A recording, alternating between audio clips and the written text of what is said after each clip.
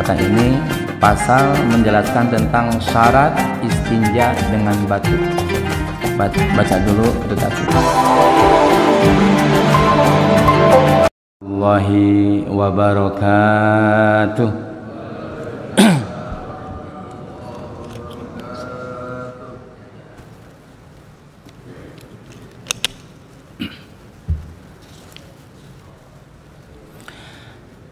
Alhamdulillahilladzi faddala bani adama bil ilmi wal amali ala jami'il alam. Wassalatu wassalamu ala sayyidina Muhammadin sayyidil arabi wal ajam wa ala alihi wa ashabihi ya nabi'al ulumi wal hikam. Asyhadu an la ilaha illallah wahdahu la syarikalah wa asyhadu anna Muhammadan abduhu wa rasuluh. Allahumma sholli wa sallim wa barik ala sayyidina Muhammadil fatihi lima ughliqa wal khatimi lima sabaqa nasiril haqqi bil haqqi wal hadi ila siratikal mustaqim wa ala alihi wa ashabi haqqa qadrihi wa miqdarihil azim. Amma ba'd, faya ikhwanan fid din, ittaqullaha haqqa tuqatihi wa la tamutunna illa wa antum muslimun. Faqad qala Allah ta'ala fi kitabihil karim, a'udzu billahis samii'il 'aliim minasy syaithanir rajim. Innallaha yuhibbut tawwabin wa yuhibbul mutatahhirin.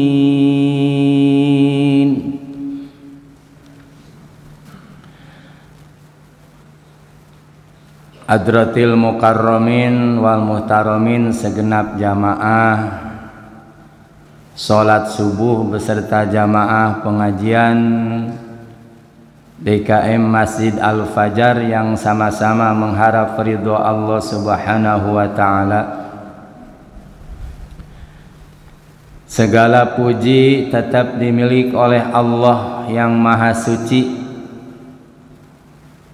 Puji qadim ala qadim, mujinya Allah terhadap zat Allah sendiri. Itu menunjukkan bahwa Allah mempunyai sifat al-mutakabbir. Beberapa ayat Allah berfirman, salah satunya yang kita paham di surah Al-Qadar, inna anzalnahu fi lailatul qadr. Kami yang agung, kata Allah, telah menurunkan Al-Quran di malaman Qadar. Kalimat inna itu Allah memuji terhadap dirinya bahwa hanya kamilah yang mempunyai sifat al-mutakabbir. Sehingga apabila makhluknya mempunyai sifat al-mutakabbir, sombong, itu mencuri pakaian Allah, maka dia tidak akan masuk surga. Puji qadim ala hadis yang kedua, mujinya Allah terhadap makhluknya. Allah memuji terhadap makhluknya yang terkenal dicintai oleh Allah dan akhlaknya yang mulia. Dalam salah satu ayatnya Allah berfirman, wa innaka la'ala khuluqin azim. Sesungguhnya engkau Muhammad mempunyai budi pekerti yang agung. Allah muji terhadap makhluknya.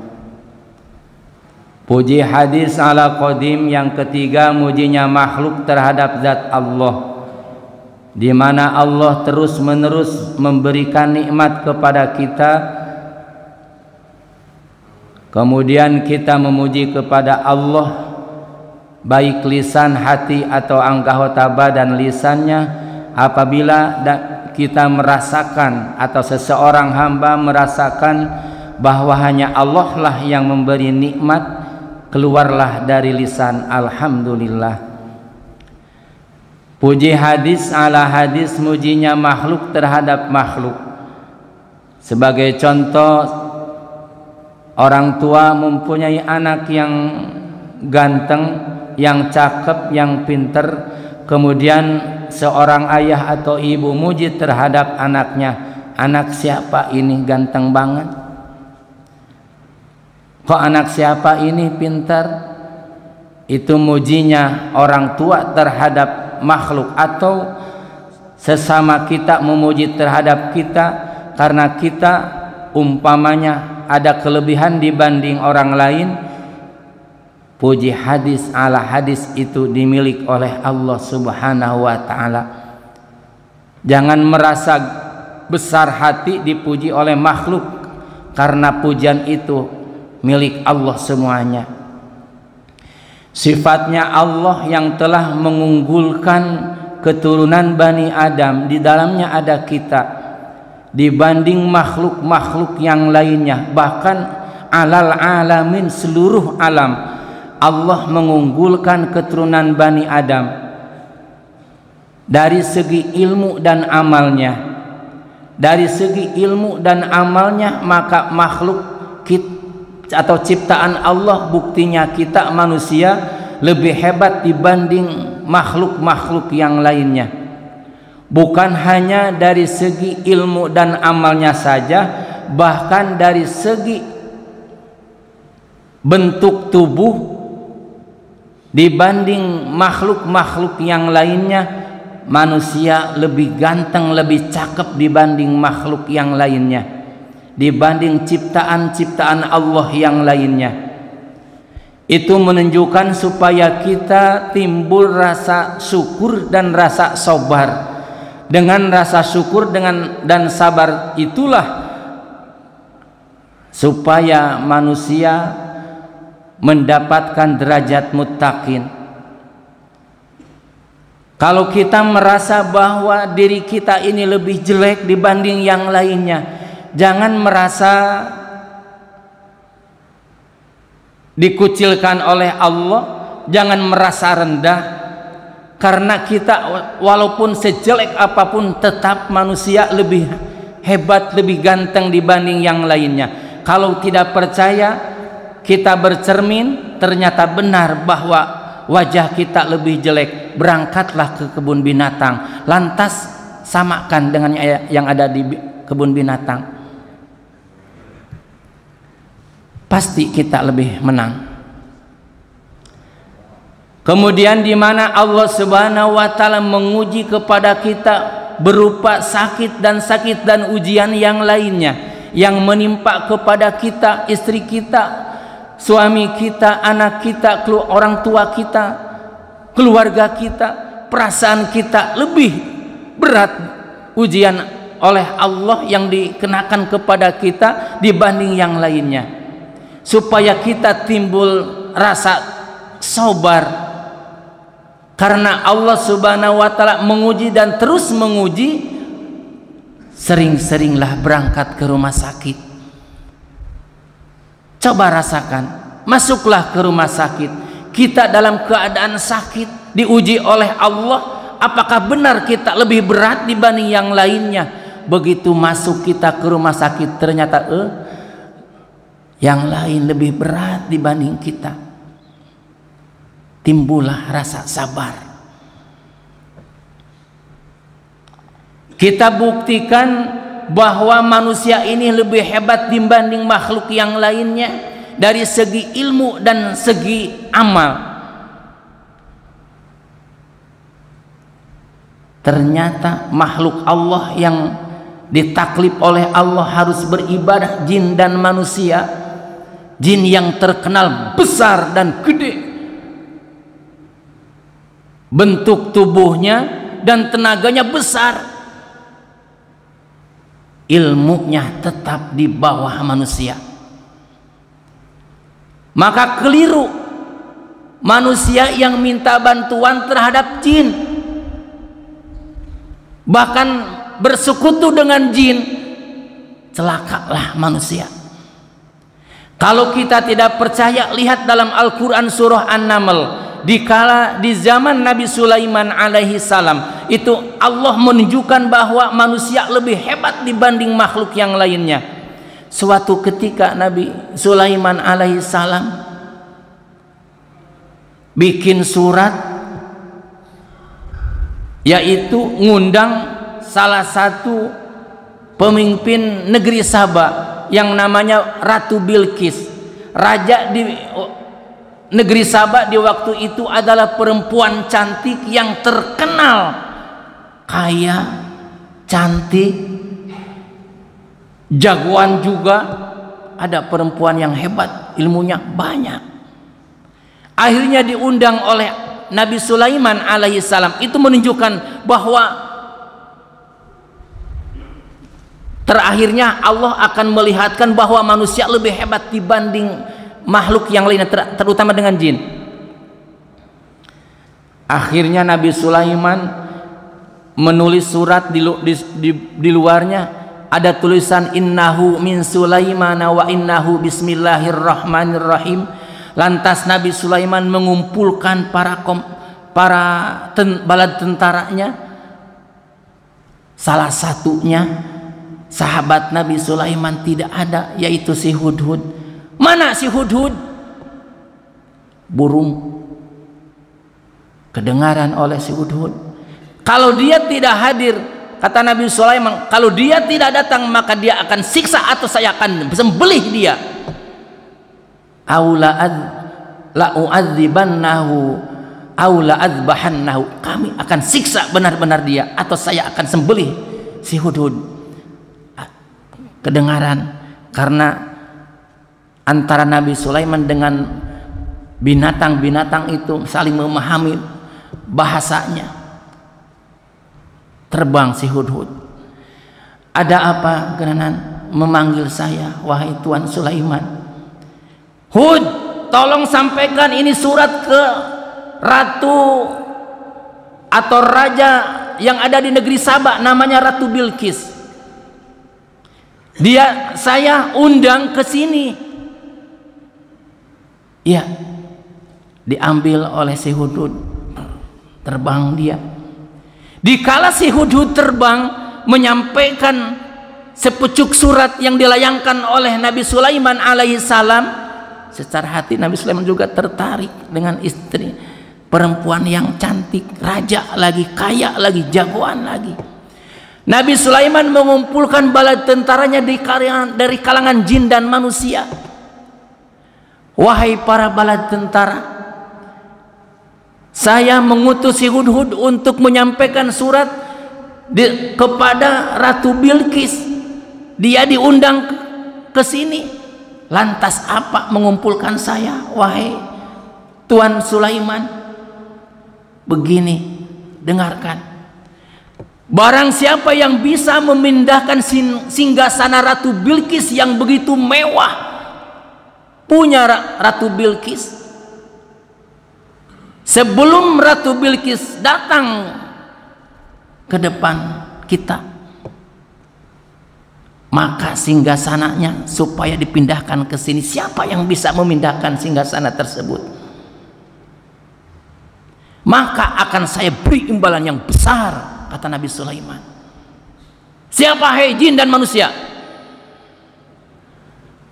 Kata Nabi Sulaiman. Tengok Nabi Sulaiman. Tidak ada yang mengangkat tangan.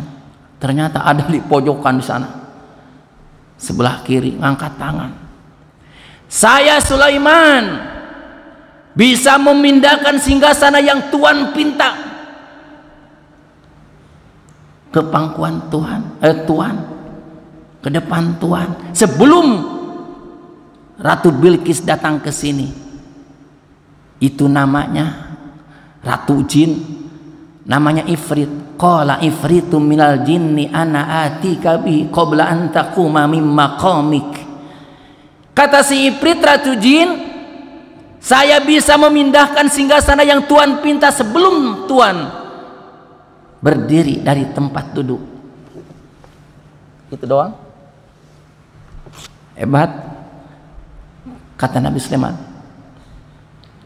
Tapi kalau saya pikir-pikir, takutnya sebelum saya berdiri, takutnya karena terkenal Ratu Bilqis juga orangnya hebat, takutnya dia keburu datang. Apakah ada yang lebih hebat, lebih cepat dibanding itu? Kata Nabi Sulaiman. Ada lagi yang lain. Saya beri imbalan yang besar. Telengok ke Nabi Ibrahim. Ternyata ada di sudut pojokan sebelah kanan, ngangkat tangan. Siapa saudara? Apa kemampuan kamu? Saya bisa memindahkan singgasana Ratu Bilqis yang Tuhan pinta. Ternyata dari kalangan manusia. Sebelum Tuhan mengedipkan dua, apa ini? Mengedipkan mata doang. Wah, hebat ini. Daripada begini tuh cepat mesti mengedipkan mata, dua mata, kelopak mata. Asib bin Barhaya. Qala alladzi indahu ilmu minal kitabi ana atika bi qabla ayyartadda ilaika tarfuk. Asib bin Barhaya. Asib bin Barhaya, dia dari kalangan manusia ternyata lebih hebat dibanding jin. Faddala bani Adam bil ilmi, dengan ilmu. Ada yang bercanda, Asib bin Barhaya, kemudian dia pindah ke Cianjur, kata Haji Noto, diganti namanya jadi Asep. Bapak-bapak yang dirahmati oleh Allah Subhanahu wa taala. Itu menunjukkan bahwa manusia lebih unggul dibanding makhluk-makhluk yang lainnya dari segi ilmu. Tetapi dengan mengunggulkan dari dua bentuk tadi, postur tubuh dan ilmu, bisa-bisa manusia lebih rendah di hadapan Allah. Laqad khalaqnal insana fi ahsani taqwim.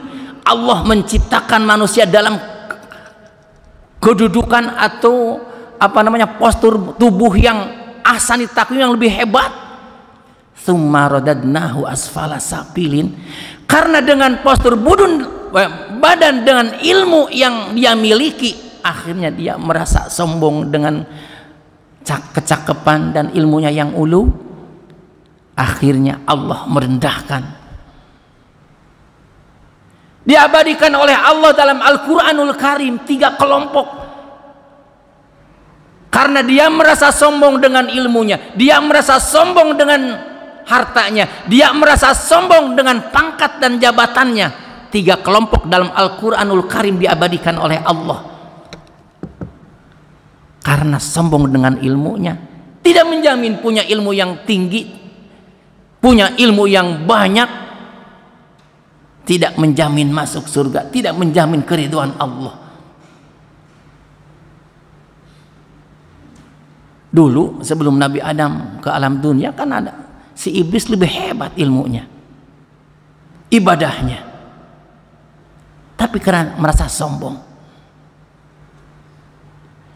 Siapa di zaman Nabi Musa alaihi salam kelompok yang pertama karena dia sombong karena ilmunya, yaitu Haman. Si Haman namanya Haman. Si Haman kehebatan otaknya, kepintarannya dia luar biasa. Jangankan ilmu yang sudah diajarkan oleh gurunya, sekalipun gurunya tidak pernah atau belum pernah mengajarkannya, dia lebih hebat daripada gurunya. Lebih bisa dia, sudah tahu dia. Karena sombong dengan ilmunya tidak menjamin keridhaan Allah, malah dia celaka. 1. 2, sombong karena hartanya diberi oleh Allah Subhanahu wa taala. Harta yang melimpah yang orang lain tidak memilikinya, diabadikan oleh Allah. Banyak orang yang sombong dihormat-hormat karena bajunya yang hebat, hartanya yang melimpah, kendaraannya yang mewah, benar, rumahnya yang mewah. Merasa sombong dengan hartanya. diabadikan oleh Allah. Sombong dengan hartanya, celaka juga. Menjamin dengan punya harta yang banyak, tidak. Contohnya si Korun,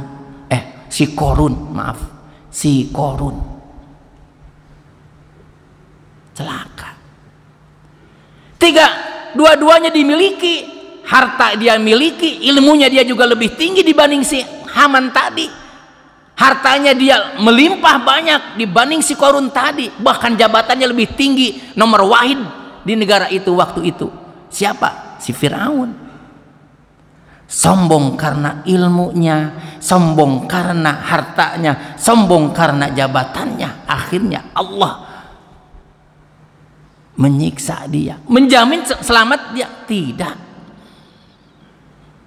Intinya kita belajar ini bukan untuk kesombongan, tapi untuk bekal ibadah kepada Allah, supaya kita benar ibadah kepada Allah. Itulah, niatkan dalam hati. Apabila Allah Subhanahu wa Ta'ala membeli tadi karena hasil ibadah kita, hasil ketakwaan kita, ketaatan kita terhadap Allah dan Rasulnya, Allah memberikan ilmu yang banyak, yang lain tidak memilikinya. Allah menitipkan harta yang lain tidak memilikinya. Allah menitipkan jabatan yang tinggi atau walaupun kecil, dititipin oleh Allah. Jangan sombong dengan 3 faktor tadi. Jadikan media ibadah kepada Allah Subhanahu wa Ta'ala. Jadi muttaqin dengan ilmunya, jadi muttaqin dengan hartanya yang melimpah, jadi muttaqin dengan kedudukan yang tinggi, jadi muttaqin. Itulah tujuan kita.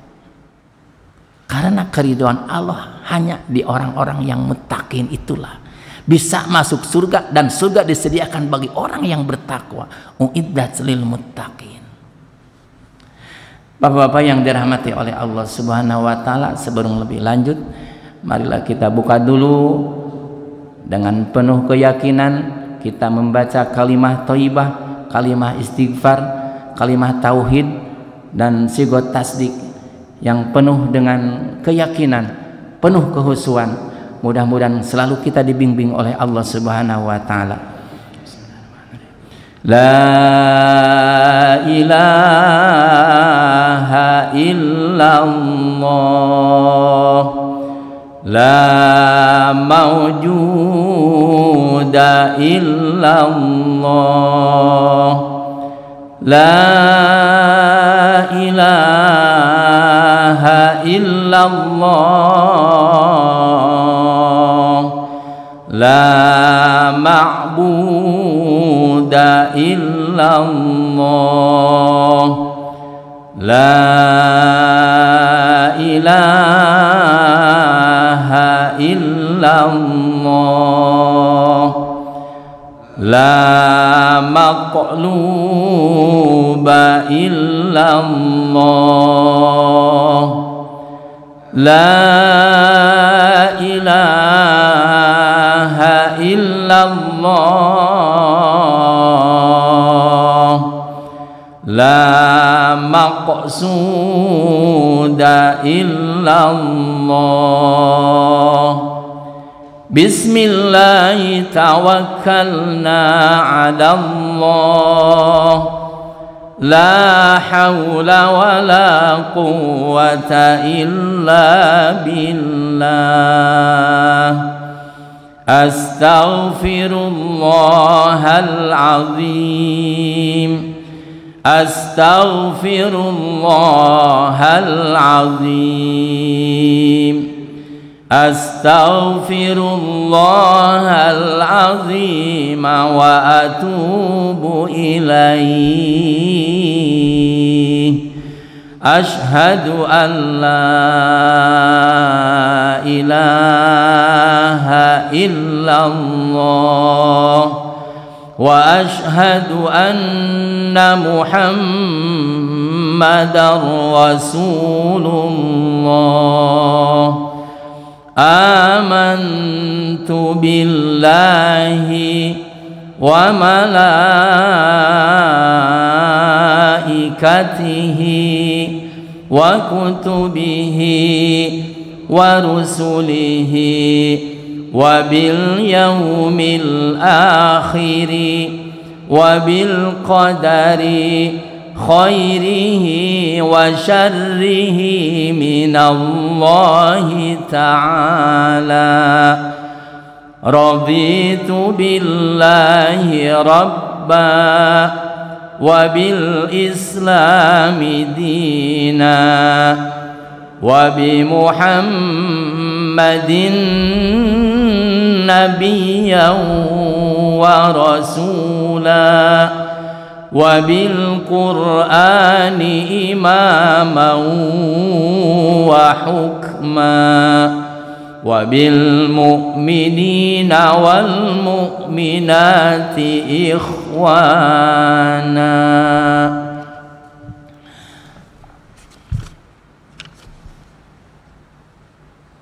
Materi yang tertunda dan melanjutkan kita dalam kesempatan ini pasal menjelaskan tentang syarat istinja dengan batu. Baca dulu redaksinya. Bismillahirrahmanirrahim. Qala al-musannif rahimallahu ta'ala wa nafa'ana bihi wa bi ulumihi amin ya rabbal alamin. Faslun utawi iki ikulah pasal sewiji syurutu ijza'il hajari utawi piro-piro syarate bersusuci kalawan watu iku samaniyatun walu ayyakuna sawiji enta ono iku hajar iku tetep bisalah sati ahjarin kalawan telu piro-piro watu wa ayyun kolan kaping done yen tak bersih opo al mahalu pangkonane wa alla yajipalan kaping telune yen tak ora aking opo an najasu najise wa alla yantakila dan lan kaping pate yen ora pindah iku najis wala yatroa lan kaping limane yen ta ora teka alahi maring iku najis opo akhorun najis kang weweneh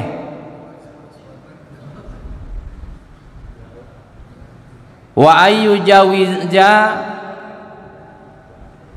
6 7 8 lan kaping neneme yen ta ora liwat iku najis sobhatahu maring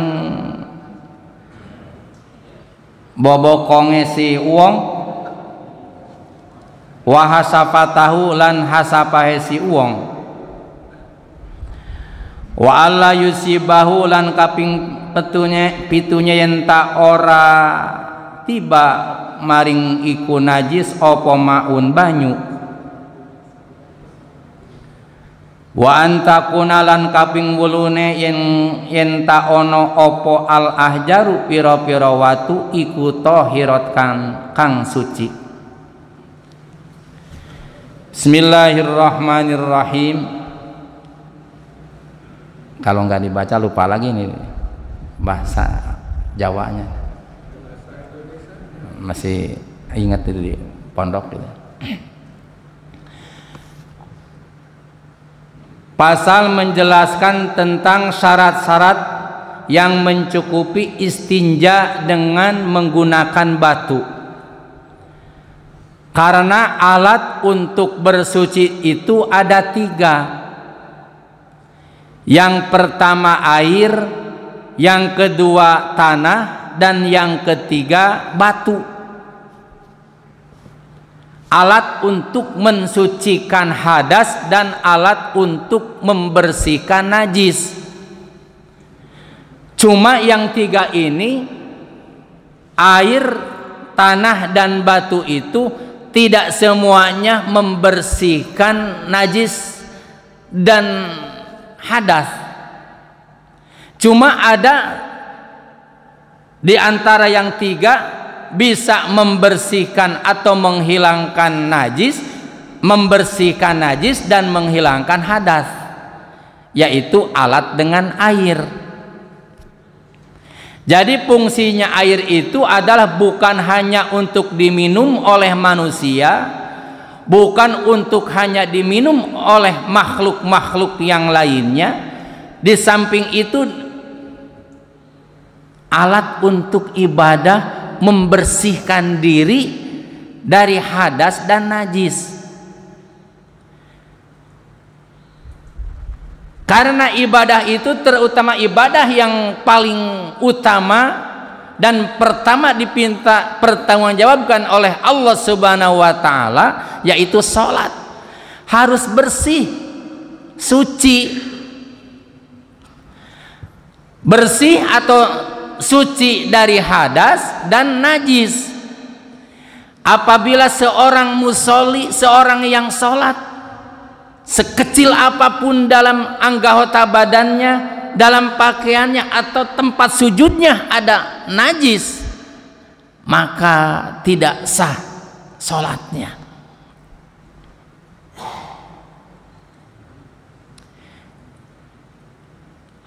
Hadas kecil wudu berarti sah wudu dengan air. Punya hadas besar dipakai mandi besar dengan air. Ketentuan-ketentuan air kemarin sudah. Fungsinya air itu adalah untuk menghilangkan hadas dan menghilangkan najis. Hadas ada dua, hadas asgor dan akbar, hadas kecil dan besar. Termasuk najis, najis ada tiga. Najis mukhaffafah, mutawasitoh, dan mughaladhoh. Bisa bersih dua faktor tersebut, hadas dan najis, dengan air. Yang kedua dengan tanah. Tidak ada air karena musim kemarau yang begitu lama, air sumur sudah kering, sungai-sungai sudah kering, bingung. Atau ada air tetapi untuk minum burung, untuk minum binatang-binatang yang lainnya. Apabila kita dipakai untuk wudhu atau untuk mandi besar, maka binatang-binatang yang lainnya tidak memakainya, maka bisa diganti dengan tanah, disebut tayamum. Tetapi fungsinya tanah itu beda dengan air. Kalau air bisa menghilangkan hadas dan membersihkan najis, tetapi tanah tidak bisa menghilangkan najis. Umpamanya di dalam anggota badan kita nempel ada najis, di pakaian kita nempel ada najis, di tempat sujud kita ada najis, kemudian dibersihkan dengan tanah. No, tidak bisa. Hanya untuk hadas kecil dan hadas besar saja. Tidak bisa menghilangkan najis, tidak. Dua. Yang ketiga, bersuci itu alatnya itu diberikan oleh Allah. Air tidak ada, tanah tidak bisa menggunakannya, umpamanya. Apalagi lagi bepergian, maka Allah menyediakan yang satu lagi alat untuk istinja, untuk bersuci, yaitu batu. Batu apakah bisa menghilangkan najis dan hadas? Tidak juga, tidak semuanya. Batu hanya bisa menghilangkan najis saja, tidak bisa menghilangkan hadas, baik hadas kecil atau hadas besar. Jangan coba-coba wudhu pakai batu, tidak sah, tidak bisa. Mandi besar pakai batu, sekerison umpamanya pakai batu, tidak sah. Jadi fungsinya batu itu istinja, membersihkan najis saja. Nah, bagaimanakah syaratnya? Jadi di antara 3 faktor tadi, air, tanah, dan batu, yang paling utama adalah air.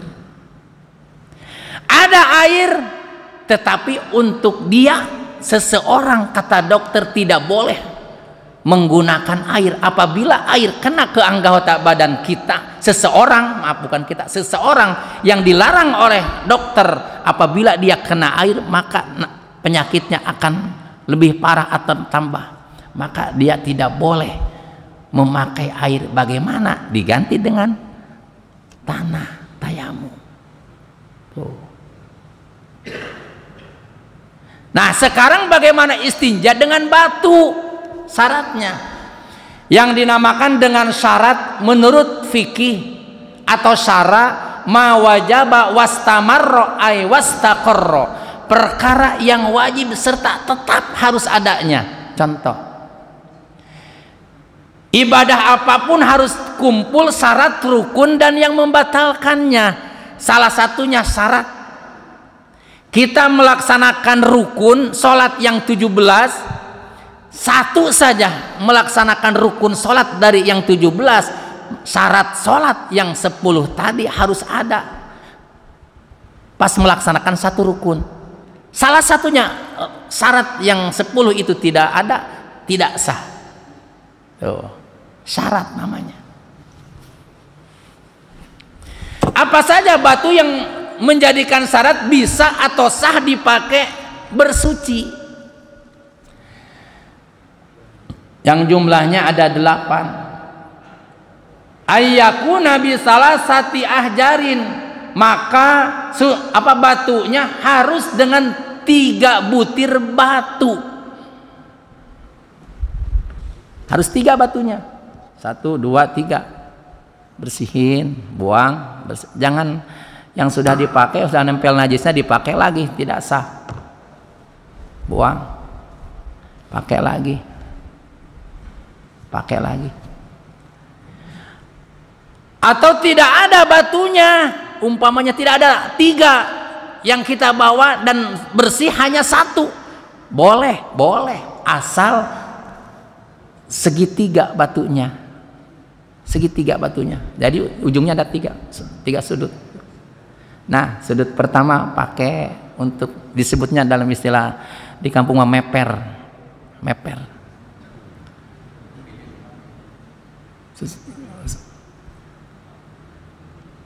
Sudah dipakai, kemudian ujung yang kedua, ujung yang ketiga. Apakah untuk laki-laki saja? Tidak, untuk perempuan juga. Tetapi untuk perempuan jangan yang kecil, harus besar, agak besar. Sebesar inilah satunya. Bahaya kalau kecil, bahaya. Jadi ayyakuna bi salasati ahjarin, bersuci dengan atau istinja dengan batu harus dengan 3 batu atau 1 batu yang mempunyai 3 sudut, segitiga batunya. Yang kedua, wa ayun kia atau wa ayun kol mahallu, setelah kita membersihkan dengan 3 batu, maka tempat yang kena najis tadi harus sampai bersih.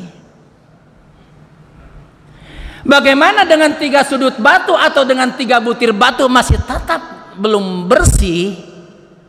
Maka ditambah lagi dengan 1 atau 2, 3 harus ganjil, tambah 2 lagi, 5 berarti. Karena Rasulullah Shallallahu Alaihi Wasallam mengatakan, apabila kalian beristinja, beristinjalah dengan yang ganjil, termasuk kudu juga yang ganjil. 1, 3, 5. Dengan 3 batu masih tetap tempat najisnya yang kena najis tadi tidak atau belum suci, tambah lagi. Jangan tambah 1 jadi 4, berarti genap, tambah 2 supaya ganjil. Yang ketiga, wa alla yajiba an najasu, apabila kita bersuci dengan memakai batu jangan dilamakan. Ini mah sudah BAB atau BAK, lama didiamin, diliatin zakarnya umpamanya, nggak boleh. Buru-buru sucikan. Kalau sudah najis, kalau sudah kering bagaimana? Najisnya baik, buang air kecil atau air besar, keburu kering, maka tidak sah bersuci dengan batunya, harus memakai air. Sedangkan air tidak ada, Bang. Hati-hati, hati-hati. Nanti pertanyaannya, bagaimana dengan tisu, bisa enggak? Nah, nanti. Wa alla yantakila, yang keempatnya najisnya jangan pindah-pindah. Tidak boleh. Pindah, umpamanya ini zakar, keluar dari zakarnya, atau dari buang air besar keluar dari yang kerijut itu apa namanya? Kantong salawenya itu tah. Kerijutnya itu keluar dari situ, najisnya itu tidak sah. Apabila ternyata najisnya kesana kemari, tidak sah mefer, tidak sah beristinja dengan batu, tetap harus pakai air. Hati-hati. Maka susah orang yang BAB-nya apa namanya, mencret, keluar jalur itu. Wala yatro'a alaihi akhorun. 1, 2, 3. Yang keempatnya, najisnya jangan terkena najis yang lain. Tidak boleh. Umpamanya buang air besar. Kalau buang air besar pasti keluar air kecil. Tetapi apabila membuang air kecil, belum tentu tidak akan keluar air besar. Ada yang bisa gak buang air besar tidak keluar air kecil? Bisa gak? Angkat tangan jadinya yang bisa. Saya survei membuktikan ini. Ada salah satu jamaah kita, saudara kita di Garut nih, di daerah saya, benar dia bisa buang air besar, tetapi cuma 1 orang, yang lain tidak bisa. Dia buang air besar, tidak melakukan air kecil, susah. Dia bisa. Nah, umpamanya kita membuang air besar, tentu keluar air kecil. Air kecilnya itu, kencingnya itu jangan sampai ke sana kemari kena ke najis yang lainnya, atau sebaliknya. Wa ayyuzawija wa alla yujawija safatahu wa safatahu, jangan keluar dari rel. Nah, tadi kerijut kantong selawenya itu tadi. Nah, ini tempat dulu belakang, jadi safatahu itu. Ini tempat keluar air besar. Nah, ini kan kerijut, ini keriput itu kantong salawe yang tadi kamu keluar dari sini, ke sampingnya. Wahasapatahu, dan hasapahnya. Nah, ini buat laki-laki. Hasapah itu yang mana yang diangkat dengan hasapah? Ada hasapah, ada zakar. Nih, maaf, ada porno sedikit supaya paham. Kalau kita buang air kecil, di situ ada zakar dan ada hasapah. Zakar itu adalah yang ada helmnya, zakar. Nah, yang disebut zakar itu helmnya, kepalanya. Sedangkan hasapah adalah tempat untuk bijinya itu. Nah, si najis kecil itu, air kecil itu atau kencing saya katakan, kena ke hasapah, ke rajutnya itu, ke kantongnya yang dibawa. Tidak boleh. Wa ayyuzaw, ternyata terjadi seperti itu, umpamanya tidak sah mefernya, tidak sah istinja dengan batu, tetapi harus diganti dengan air. Tuh, hati-hati. Sedangkan susah air kan umpamanya. Wa alla yusibahu maun, apabila kita bersuci memakai batu, maka si najisnya jangan terkena air. tidak boleh, tidak sah, tidak sah, tidak sah. Nah, bagaimana kalau bersuci dengan tisu? Sah, boleh dan sah, boleh dan sah, dengan syarat harus seperti aturan yang tadi, harus 3 sudut atau 3 lembar. Jangan sampai yang sudah kena najis dipakai lagi. Dua-duanya dipakai boleh, utama kalau ada tisu dulu, setelah tisu umpamanya ada air untuk dipakai wudhu atau untuk menghilangkan najis tadi, boleh, boleh, lebih bagus malah, boleh. Jadi menggabungkan 2 dalil lebih utama dibanding menggugurkan salah satunya.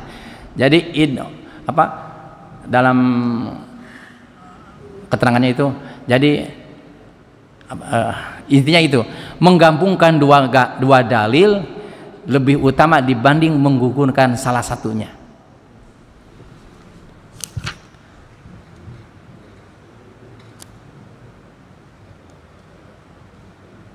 Nah, kemudian dalam prakteknya istinja dengan batu, umpamanya kita BAB, apakah yang harus dilulukan? Apakah zakar dulu?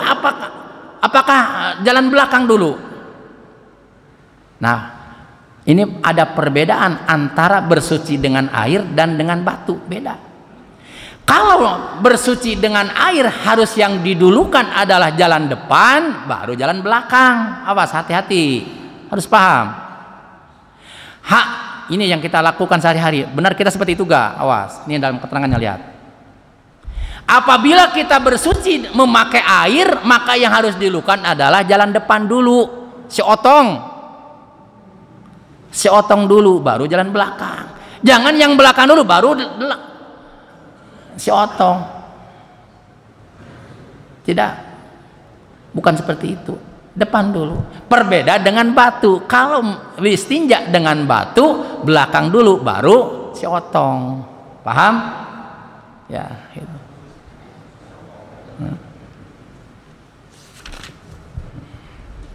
Wa idastanja bil ma'i sunnah tapi cuma keutamaan sunnah takdimu kubulahu ala duburihi. Apabila bersuci atau beristinja dengan memakai air, sunnah takdimu kubulahu, dianjurkan mendahulukan kubulnya ala duburihi, membelakangkan duburnya. Wa aksuhu fil hajar, begitu juga dianjurkan sebaliknya memakai batu, yaitu memakai batu dubur dulu baru kubul. Bapak yang dirahmati oleh Allah Subhanahu wa taala, atau dengan selain tisu, umpamanya kita ke kebun boleh dengan daun-daunan, boleh, dengan syarat tidak boleh memakai istinja dengan daun